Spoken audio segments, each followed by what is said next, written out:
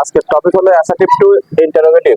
Assertive to ইন্টারোগেটিভের প্রধান বৈশিষ্ট্য হলো সাবজেক্টের আগে আমাদের অক্সিলারি ভার্ব ব্যবহার করতে হবে আর শেষে জিজ্ঞাসা চিহ্ন।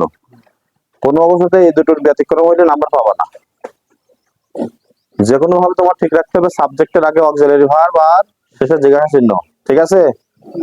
তো আমরা প্রথমে এখানে দেখো গঠন বলছে কি auxiliary verb plus N comma T. Subject N comma T not কেন? কারণ আমরা চেঞ্জিং সেন্টেন্সের ভিতরে করছি, এটা ট্রান্সফরমেশন অফ সেন্টেন্সের ভিতরে, যার কারণে আমাদের মূল অর্থ ঠিক থাকবে, যার জন্য নট ব্যবহার করতে হবে। তো দে আর প্লেইং ফুটবল এই বাক্যে প্রথমে আমাদের এখানে আর অক্সিলারি ভার্ব আছে, তাহলে আমরা এটাকে নিয়ে আসবো প্রথমে। আর নট, তাই তো, আরন্ট দে প্লেইং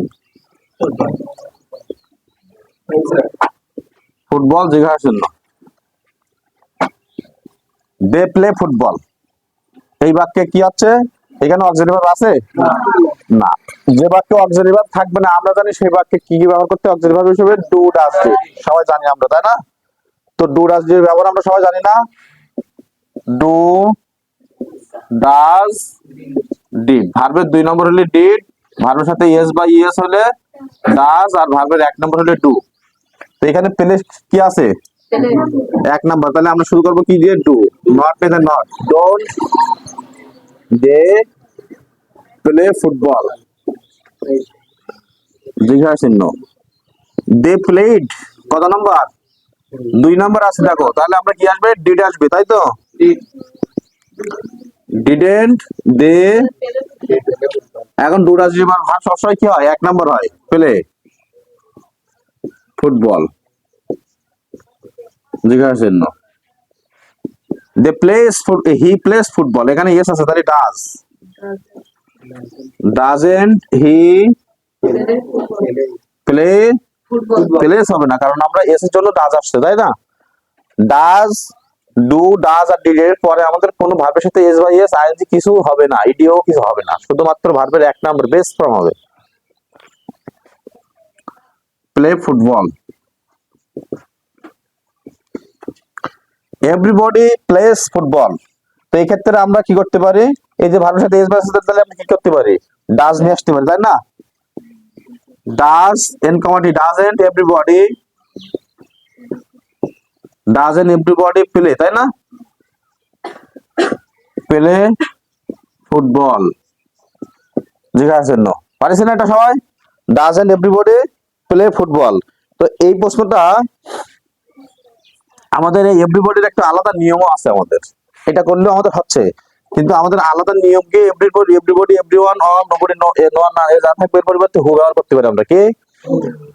তাহলে এভরিবডি সম্পূর্ণটা এর পরিবর্তে হু। এবার অক্সিলারি ভার্ব প্লাস নট, তাহলে এখানে এস আছে, তাহলে does.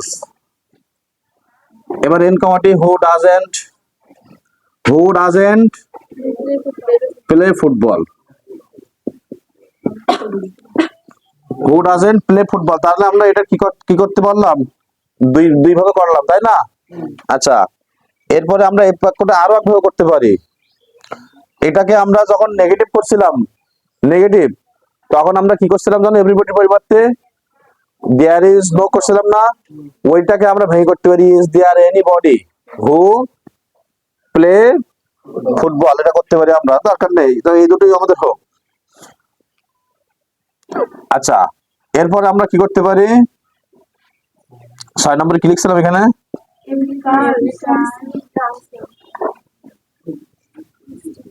Every girl is dancing. দেখো এখানে আমাদের অনেকেই মনে করে কি যে এভরিবডি এভরিওয়ান থাকলে মানে হু ডাজ নট, এরকম অনেকে মুখস্থ করে।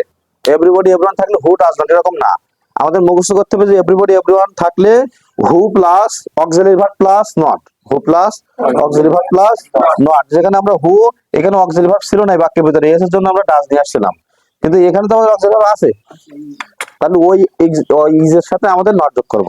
তাহলে আমরা এভরি গার্লের পরিবর্তে লিখছি কি হু, ইজ এর সাথে আমরা নট দেব who isn't dancing.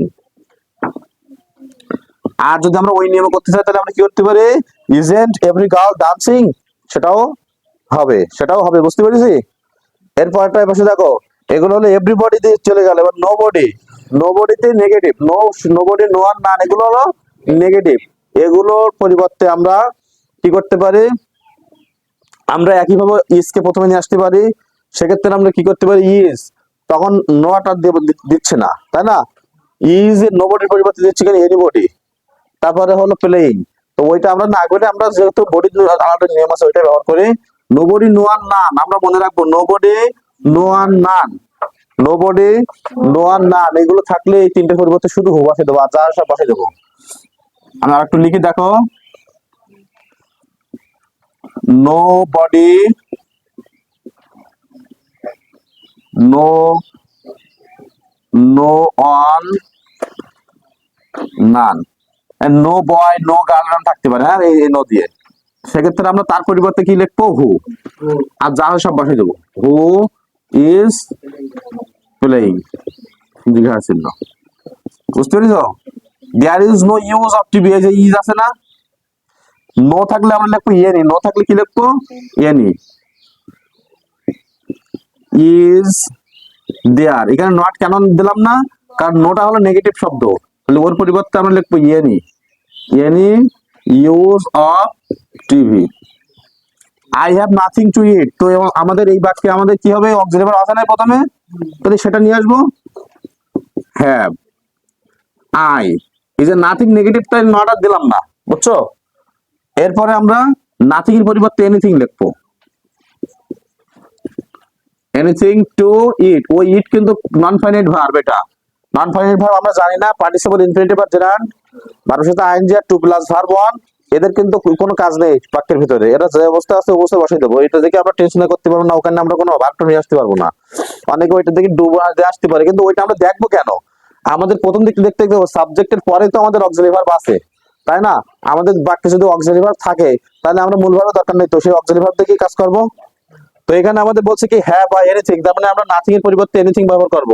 He ate nothing at night, তাহলে এই প্রশ্নের আনসার কি হবে, এখানে কোনো অক্সিলারি ভার্ব আছে না, সাবজেক্টের পরে হলো মূল ভার্ব পাস্ট টেন্স, তাই না? তাহলে ডিড, নট দেব না কারণ নাথিং নেগেটিভ শব্দ। Did he, do does refer verb কি হয়, এক নাম্বার, তাহলে এর কি এক নাম্বার ইট। নাথিং এর পরিবর্তে কি হয়, এনিথিং এট নাইট। জিজ্ঞাসা, এতক্ষণ আমরা যদি বুঝলাম, তো এই দুটো প্রশ্নের অ্যান্সার তোমরা একটু করো, কি হবে, এই দুটো প্রশ্নের অ্যান্সার একটু তোমরা করো। দেখো আমরা একটা ফর্মুলা জানি, কিন্তু শোনো ভালো করে শোনো, আমরা কি জানি, ডু ডাজ ডিড এর পরে ভার্ব কি হয়, এক নাম্বার হয়, তাই না? ডু ডাজ ডিড এর পরে ভার্ব এক নাম্বার হয়, তাই তো? তাহলে এটা আমরা মাথায় রাখতে হবে, ডু ডাজ ডিড এর পরে ভার্ব কত নাম্বার হয়, এক নাম্বার হয়। তো এখানে আমাদের প্রথম অবস্থায় শেষেরটা দেখি আমরা চিন্তা করি, এটা হলো সাবজেক্ট, এটা হলো ভার্ব, ভার্ব ওয়ান এটা, তাই না? তারপরে এটা হলো অবজেক্ট, এটা সাবজেক্ট, এটা হলো ভার্ব ওয়ান, এটা অবজেক্ট, তাই তো? তো এখন একটা বাক্যে একটা ভার্ব যদি থাকে সেটা মূল ভার্ব হয়, অক্সিলারি ভার্ব হয়, মূল ভার্ব হয় সেটা। অক্সিলারি ভার্বের কাজ কি, হেল্পিং ভার্ব, আর এক ভার্বকে সহযোগিতা করবে, তাই না? তো এখন যখন এই বাক্যে অক্সিলারি ভার্ব নেই, মূল ভার্ব, তখন আমরা ডু ডাজ ডিড নিয়ে আসবো। তো ডু ডাজ ডিড থেকে কি আসতে পারে, ডু, এইখানটা আমরা আগে লিখি।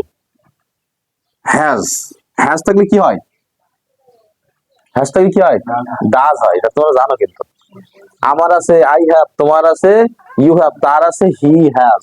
আমার নেই আই ডোন্ট হ্যাভ, তোমার নেই ইউ ডোন্ট হ্যাভ, তার নেই হি ডাজেন্ট হ্যাভ, মনে আছে, হি ডাজেন্ট হ্যাভ। তাহলে এইখান থেকে বুঝতে পেরেছো, তাহলে ওটা একটু মনে রাখতে হবে, কি হচ্ছে, ডাজ হচ্ছে এখানে, কারণ এই থার্ড পারসন সিঙ্গুলার নাম্বার না, থার্ড পারসন সিঙ্গুলার নাম্বার হলে যেখানে হ্যাজ সেখানে এস বাই সেখানেই ডাজ।